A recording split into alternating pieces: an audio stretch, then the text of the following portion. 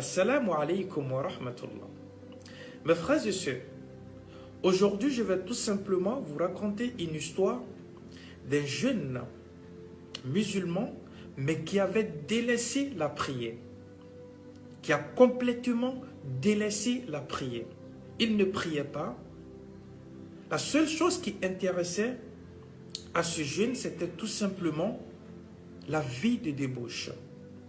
Parce qu'il était aisé, donc il faisait ce qu'il voulait. Il ne priait pas. Il était tellement complexé dans la pratique de sa religion, il ne s'approchait même pas de ceux qui adorent Allah subhanahu wa ta'ala. Subhanallah. Alors ce jeune-là, nous allons raconter son histoire pour vous aider, pour aider nos frères et sœurs à être sur la voie. Inch'Allah. Toutes les personnes qui vont écouter l'histoire, je vous demande de la partager avec vos amis, car ça va beaucoup aider certaines personnes. Avant de commencer l'histoire, nous allons tout simplement prendre le verset coranique, parce que c'est ce verset coranique-là qui va tout simplement nous guider vers l'histoire.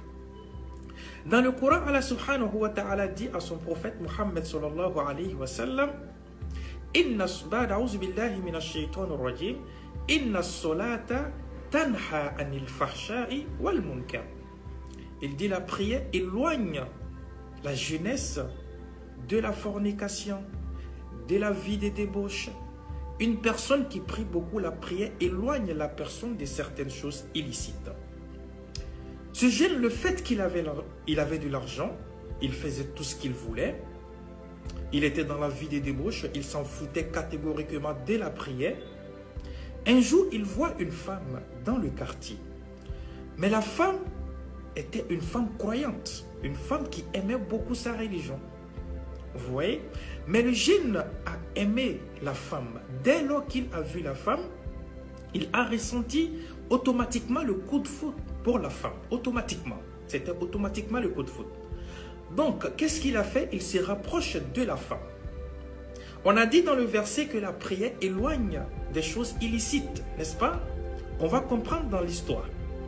Mes frères et sœurs en islam, le jeune, il se rapproche automatiquement donc, de la fille et il dit à la fille, je veux forniquer avec toi.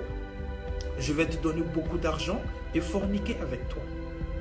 La fille étant musulmane, la fille sait très bien que ce jeune-là, c'est son travail, il ne prie pas. Vu qu'il a l'argent, donc tout simplement, quand il voit une fille, il veut simplement avoir des rapports intimes avec cette fille. Parce qu'il sent qu'il a de l'argent.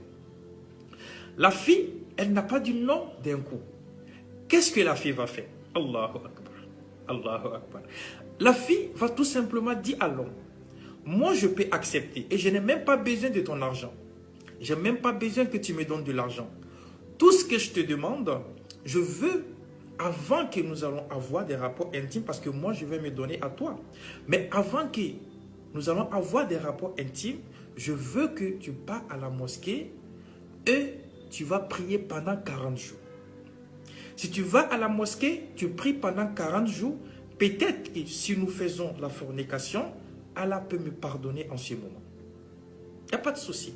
Le jeune, vu qu'il veut la fille, alors automatiquement, il se lève, il va aller à la mosquée maintenant pendant les 40 jours. Il va commencer à partir à la mosquée pendant les 40 jours. Regardez comment la prière va transformer le jeune. Allahu Akbar. La jeunesse musulmane, vous qui négligez la prière, vous qui ne faites pas vos prières correctement, vous savez que la prière peut vous éloigner de certaines choses. Mais tant que tu négliges la prière, tant que tu ne fais pas la prière, ça va toujours t'amener à faire des choses illicites. Mais si tu aimes la prière, ça va t'éloigner des choses illicites. Alors le jeune, il commence à aller à la mosquée. Première semaine, deuxième semaine, troisième semaine, quand il va à la mosquée, il passe devant la maison de la fille, de la femme en question, pour que la femme puisse le voir en train de partir à la mosquée. Il passe devant la maison de la femme et la femme le voit automatiquement. Il part à la mosquée. Donc pour montrer vraiment que je suis en train de partir, parce que je veux quelque chose à la fin. Le jeune, 3 semaines ensemble. 4e semaine, le jeune ne passe plus devant la maison de la fille. Il ne passe plus devant la maison de la fille. Quand il part à la mosquée, il se cache pour aller à la mosquée. Il ne passe plus devant la cour de la fille pour que la fille le voit en train de partir à la mosquée. Non, il va simplement à la mosquée comme ça. Alors, il a fait 1 mois ensemble. 1 mois et demi. Donc, c'était 40 jours. Les 40 jours sont complets, mais le jeune ne se rapproche même pas de la fille. La fille se pose la question. Mais pourquoi?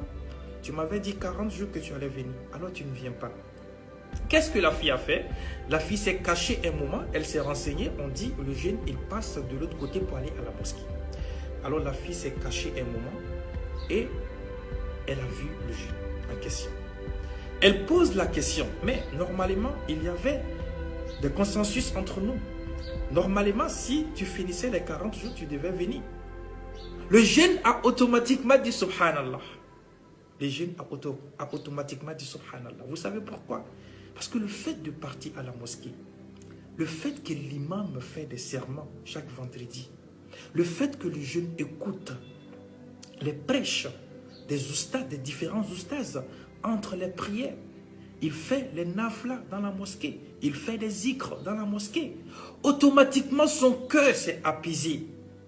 Le péché qu'il pensait qu'il allait faire après 40 jours, on parlait de ce péché dans la mosquée.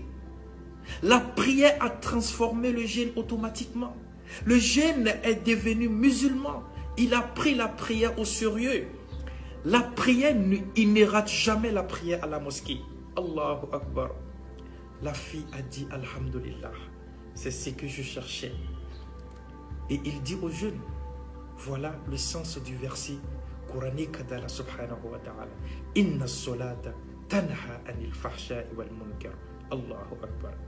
Wallahi, la jeunesse musulmane, ne négligez pas la prière. Tu es dans la fornication, tu demandes Oustaz, comment je peux faire pour arrêter la fornication? Ma soeur, tu es dans la fornication, tu demandes comment je peux faire pour arrêter la fornication? C'est très simple. Fais la prière. Mets-toi à faire les prières obligatoires, les 5 prières obligatoires. Wallahi, tu vas arrêter cela. Méditons un peu sur l'histoire de ce jeune qui voulait forniquer, mais grâce à la prière, le jeune s'est remis à Allah subhanahu wa ta'ala. Masha'Allah, qu'Allah nous guide sur le droit chemin. C'est ce que je voulais partager avec vous. Partage l'histoire aussi avec ton ami, ça peut aider beaucoup de personnes. Wassalamu alaikum wa rahmatullah. Et si tu as compris quelque chose dans l'histoire, tu peux aussi, Inch'Allah, nous mentionner. Assalamu alaikum wa rahmatullah.